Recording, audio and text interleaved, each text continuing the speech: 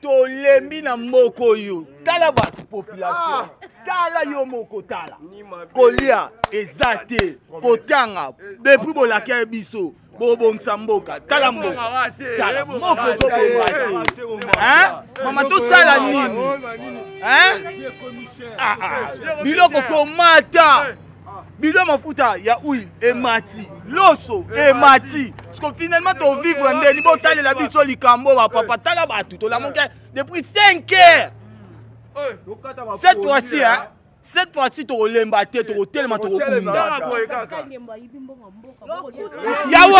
Yawapi. Ouais, prêt. Babiku na tolo kanga mutu la top. Preuve exacte.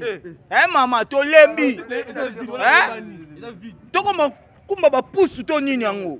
Hein maman? Ba ni biso to comme ba porter ba bonde ba zo misala bien. Hein ezala raté maman. Papa, moi il est bana pour l'arrestation ya Pascal Nyembo. Makambo wana maman eza faux et archi faux. Dossier eza vide.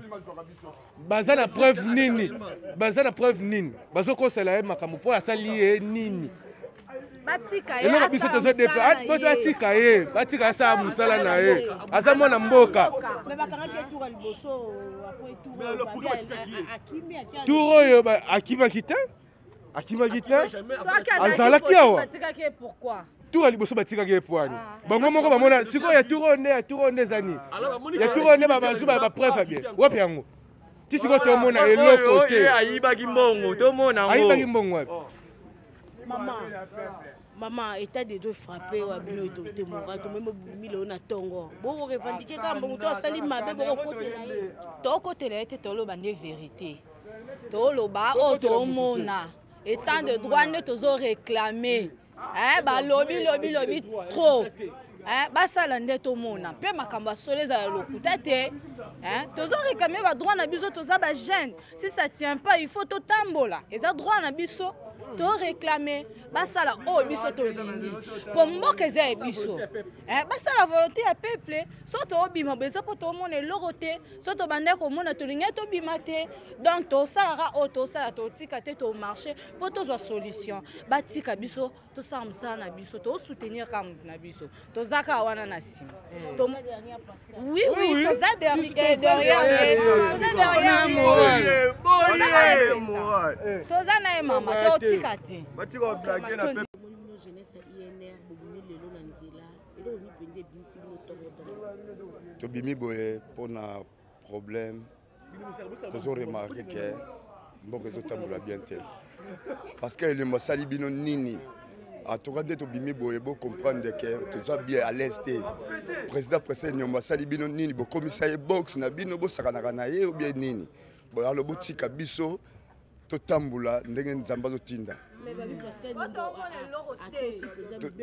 maman tozo comprendre te aza normal aza eza likuta monde atié bozo yoka biso bozo mona biso nde to lamoki na 5 heures atuka botika Pascal Nyembo asala musala na ye ndenge batindi ye eza te bakanga ye toyebi yango te biso toza ba membre na ye toyebi eloko wana te batika biso tout ça là makambo na biso po to mona changement moko ezate babanda ko promettre biso promesse mais to zo mona loko te alors batika pastel nyombo asala musala na ye tina suka mboka tembola l'aise to ça l'aise te état de droit yango bolela ki état de droit est frappé parce que numéro bino loko botel état de droit yango to telemi na tongo so mona to telemi lundi les 8 lundi na 6h c'est que to ça na état de droit fait ça là batika pasteur nyambo asala musala na ye aza boxer te ayebi eloko te batika asala musala na ye alors biso pe toza ba combattant na ye toza toujours sima na ye batika biso to sala to tambula à l'aise monde atie bozo yoka.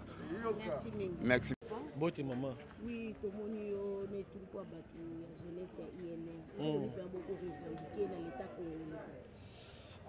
À principe les gens na ta béret ya rouge. Mais le cas de béret noir, ils ont avertissement auto-lancé.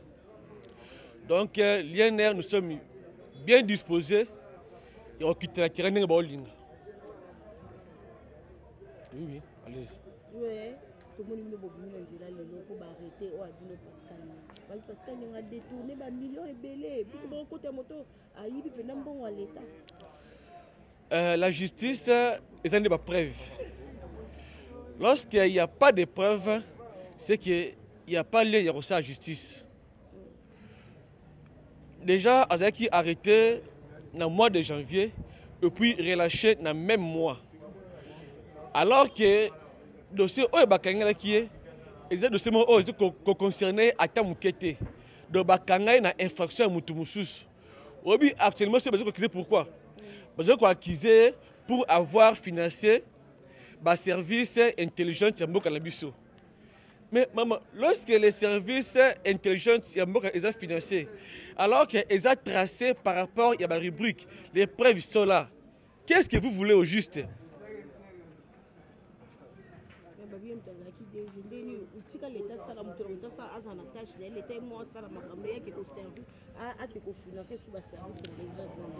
Non, non, nous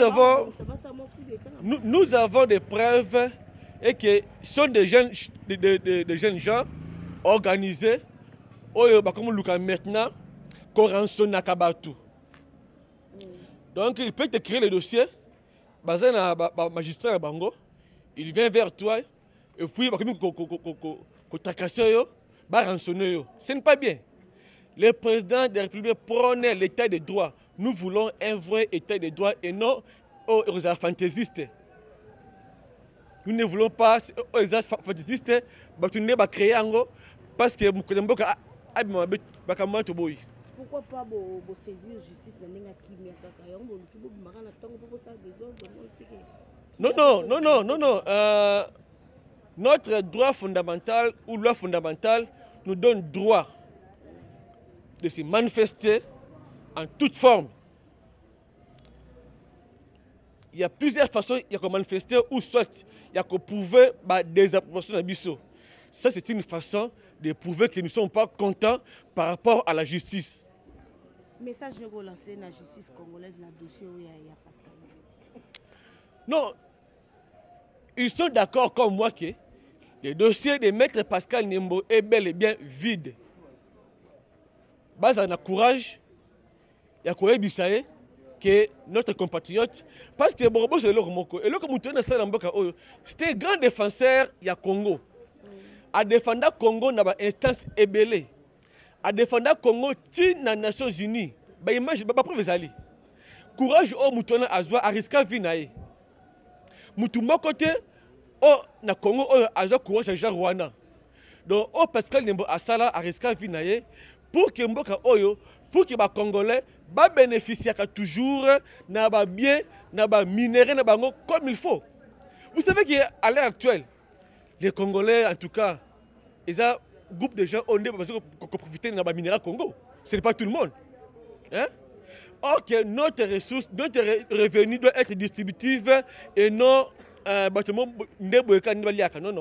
On veut que tout le monde, que tout le peuple, c'est ça la vision de Pascal Nembo, que nos minéraux contribuent aussi à notre budget. Merci.